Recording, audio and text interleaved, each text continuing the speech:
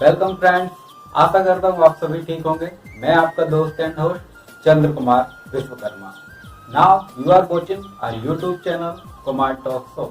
आई hope कि आप सभी को यह वीडियो पसंद आएगा।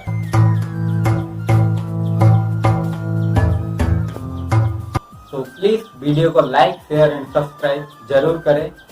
एक बार तो वीडियो को एंड तक जरूर देखें। आई थिंक आप सभी जानते हैं कि आज हम किस टॉपिक पर बात करने वाले हैं। तो शुरू करते हैं आज का वीडियो। यदि आप सोच रहे हैं कि जीएसटी क्या है, जीएसटी नंबर कैसे मिलेगा, तो आज हम आपको इस वीडियो की मदद से जीएसटी के बारे में विस्तार से बताएंगे और साथ साथ ये भी बताएंगे इसका रजिस्ट्रेशन कैसे करते हैं। Now what is the GST? GST का मतलब होता है वस्तु या सेवा कर, गुड्स एंड सर्विस टैक्स, अर्थात वस्तु यानी कि गुड्स तथा सेवा यानी कि सर्विसेज पर लगने वाला टैक्स या वेट। भारत में जब जीएसटी लागू नहीं हुआ था, भारत की टैक्स प्रणाली दो हिस्सों में बटी हुई थी, डायरेक्ट टैक्स और इनडायरेक्ट टैक्स। डायरेक्ट टैक्स के अंतर्गत वह टैक्स आते थे जो आम नागरिकों द्वारा सरकार को सीधे तौर पर दिए जाते थे, जिसके अंतर्गत income tax, house tax, corporate tax, interest इत्यादि सभी टैक्स आते थे। और वही दूसरे टैक्स की बात करें तो वह था इनडायरेक्ट टैक्स, जिसमें हम अप्रत्यक्ष कर के नाम से भी जानते हैं। पहले जब कोई भी प्रोडक्ट या सर्विसेज बाजार में कस्टमर को प्रोवाइड कराई जाती थी, उस प्रोडक्ट या सर्विसेज को मार्केट में लाने के लिए सेल्समैन या फिर उनके दुकानदारों द्वारा भारत सरकार को टैक्स देना पड़ता था और उस टैक्स की भरपाई कस्टमर के जेब से ही की जाती थी। इसके साथ साथ जब कोई प्रोडक्ट मार्केट में सेल के लिए आती थी तो उसके एमआरपी या मैक्सिमम रिटेल प्राइस में कई प्रकार के टैक्स जैसे कि service tax, VAT tax, excise duty इत्यादि सभी टैक्स इसमें शामिल हुआ करते थे। और इन सभी प्रकार के टैक्स कस्टमर को ही इनडायरेक्टली पे करना होता था, जिसके बारे में उनको पता भी नहीं होता था और वह कितने प्रकार के टैक्स एक साथ दे रहे हैं। लेकिन जीएसटी आने के बाद उपभोक्ताओं को सिर्फ एक ही टैक्स देना पड़ता है, जिसे हम जीएसटी के नाम से जानते हैं। जीएसटी का मतलब ही है एक राष्ट्र एक कर। पहले अलग अलग राज्यों में किसी वस्तु का रेट अलग अलग होता था, लेकिन अब वही जीएसटी के कारण इसके दायरे में आने वाली सभी वस्तु का रेट पूरे भारत में एक होता है। अब आप कोई भी सामान को खरीद सकते हैं तो उस पर लगने वाले टैक्स के प्रतिशत के बारे में उसके रिसिप्ट पर लिखा होता है। अब अगर कोई व्यक्ति कोई सामान खरीदता है तो उसके लिए यह समझना आसान बन गया है कि उसके द्वारा कितना टैक्स पे किया जा रहा है। जीएसटी के अलावा एसजीएसटी और सीजीएसटी क्या होता है?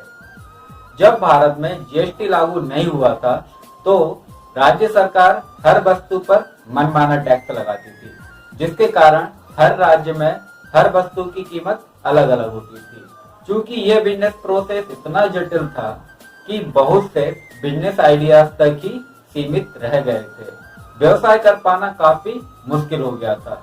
लेकिन अब जब जीएसटी के आने के बाद टैक्स सिस्टम पूरे तरीके से अब जब किसी प्रोडक्ट पर जीएसटी लगता है तो वह दो भागों में बढ़ जाता है, जिसमें एसजीएसटी यानी कि state goods and service tax तथा CGST that mean central goods and service tax. अब जब कोई भी खरीदार कोई भी वस्तु खरीदता है तो उस पर लगने वाला टैक्स केंद्र और राज्य सरकार में बांट लिया जाता है।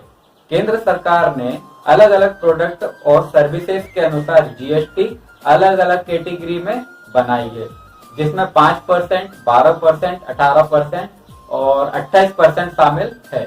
ये प्रोडक्ट या सर्विसेज पर निर्भर करता है कि उस पर कितना जीएसटी टैक्स लगेगा।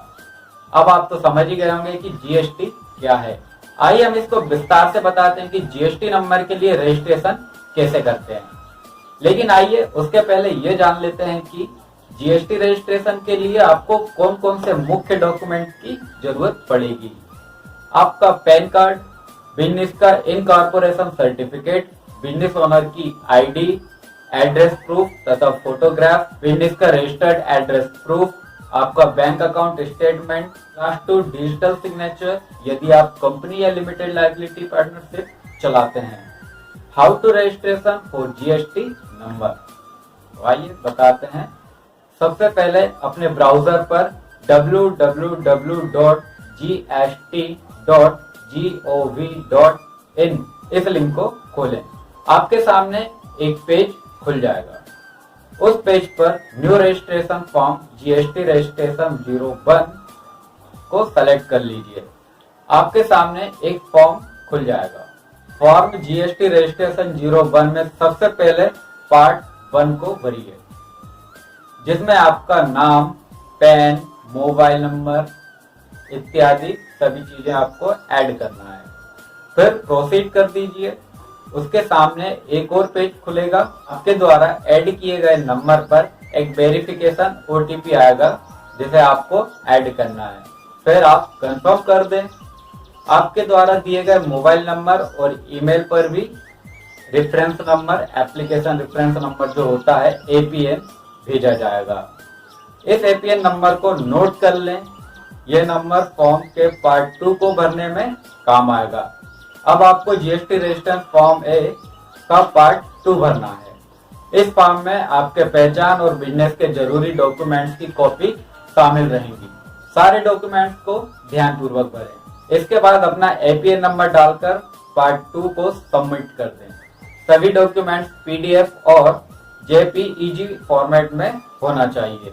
अगर आपके द्वारा दी गई जानकारी के अलावा और अन्य जानकारी जो जरूरी पड़ती है, आपको इसके लिए फॉर्म जीएसटी रजिस्ट्रेशन नंबर 3 जारी किया जाता है। आपको जीएसटी रजिस्ट्रेशन 3 प्राप्त होने के बाद 7 दिन के अंदर फॉर्म जीएसटी रजिस्ट्रेशन 04 को भरकर सबमिट करना होगा।